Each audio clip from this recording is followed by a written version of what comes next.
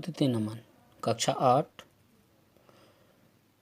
बसंत भाग 3 पाठ 5 चिट्ठियों की अनूठी दुनिया नामक पाठ का आज हम पाठन कार्य करेंगे। इस पाठ को लिखा है अरविंद कुमार जी ने, जिनका जन्म 11 जुलाई 1962 को बरवारीपुर जिला सुल्तानपुर उत्तर प्रदेश में हुआ था। इन्होंने हमें आधुनिक दुनिया में पत्रों के विषय में समझाया है कि पहले पत्रों का कैसे संचार होता था। तो पत्रों की दुनिया भी अजीबोगरीब है और उसकी उपयोगिता हमेशा से बनी रही है। यानी सबसे पहले हम ये जानते हैं कि पत्रों को शुरुआत में कैसे आदान प्रदान किया जाता था। जब राजा महाराजाओं का ज़माना था तो पत्र एक जगह से दूसरे जगह कैसे पहुंचते थे। तो पहले हमारे पास ये सुविधाएं तो होती नहीं थी कि फ़ोन कर दो, फैक्स कर दो, ऐसी सुविधाएं नहीं होती। तो उस समय पत्रों का जो आवागमन हुआ करता था वो घोड़ों के द्वारा, एक आदमी पैदल, शुरू में सबसे पहले आदमी पैदल जाता था, उसके बाद घोड़ों से जाना शुरू किया दूसरे राजाओं के पास पत्र लेकर। उसके बाद हमारे पास साधन धीरे धीरे बनते गए, फिर इनमें आधुनिक यातायात साधनों का प्रयोग किया गया। अब हवाई जहाज़ का भी प्रयोग किया जाता है एक देश से दूसरे तक देने के लिए, भेजने के लिए। तो इसी के संबंध में है, इसकी उपयोगिता हमेशा से बनी रही है। पत्र जो काम कर सकते हैं वह संचार का आधुनिक साधन नहीं करता। यानी पत्र जो काम कर सकते हैं वो आज का जो आधुनिक साधन है वो इस काम को नहीं कर सकता है।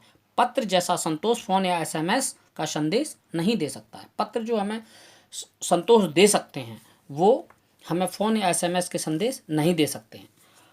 पत्र एक नया सिलसिला शुरू करते हैं जो कि राजनीतिक, साहित्य तथा कला के क्षेत्र में तमाम विवाद और नई घटनाओं की जड़ भी पत्र ही होते हैं। यानी राजनीति ले लीजिए, साहित्य ले लीजिए, कला के क्षेत्रों में वाद विवाद जो होता है वो सिर्फ पत्रों के द्वारा संभव है। हम आमने सामने, देखो राजनीति में आमने सामने खड़े होकर नहीं लड़ सकते हैं, हम अपने जवाबों को, अपने प्रश्नों को पत्रों द्वारा लिखकर दे सकते हैं। दुनिया का तमाम साहित्य पत्रों पर केंद्रित है। हमारी दुनिया का जितना भी साहित्य है वो सब किस पर केंद्रित है? पत्रों पर। और मानव सभ्यता के विकास में इन पत्रों की अनूठी भूमिका निभाई है। यानी मानव के विकास में भी इन पत्रों ने अनूठी भूमिका निभाई है।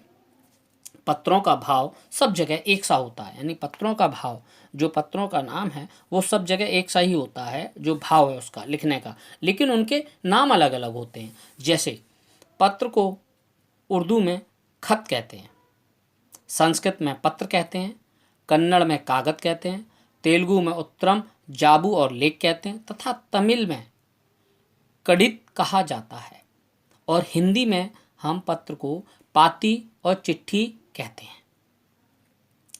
पत्र यादों को सहेज कर रखते हैं, इसमें किसी को कोई संदेह नहीं होना चाहिए, क्योंकि पत्र जो हमारे होते हैं उनको हम बहुत सहेज कर रखते हैं। जैसे आप मानिए आपके जन्मदिन पर किसी ने आपको ग्रीटिंग दिया, उसमें आपके लिए शुभकामनाएं लिखी, अब उसको हम बड़ा सहेज कर लिखेंगे, और हमने आपको एक व्हाट्सएप कर दिया, एक मैसेज कर दिया शुभकामनाएं लिख के, हैप्पी बर्थडे, तो उसको हम सहेज कर ज़्यादा दिनों तक नहीं रख सकते हैं। जो ग्रीटिंग का महत्व है, जिसको हम अपने पास बहुत सहेज कर रखते हैं। हर एक की अपनी पत्र लेखन कला है और हर एक के पत्रों का अपना दायरा है। यानी पत्र लेखन की अपनी अपनी कला है, पत्रों का अपना अपना दायरा है। दुनिया भर में रोज करोड़ों पत्र एक दूसरे को तलाशते तमाम ठिकानों तक पहुंचते हैं। यानी कि पत्र जो हम अपने लेटर बॉक्स में डालते हैं वो उनके पतों को डाकिया पूछते पूछते उनके घर तक उनको पहुंचाते हैं। सुदिति नमन नेक्स्ट कल करेंगे।